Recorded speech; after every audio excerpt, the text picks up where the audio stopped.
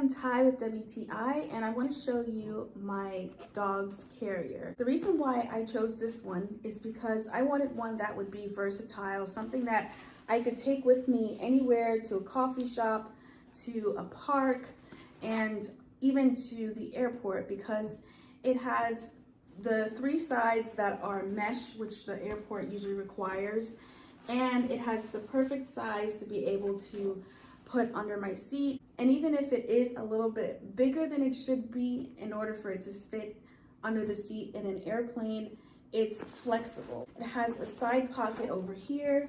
It has another pocket over here. So I usually put his toys and food in here.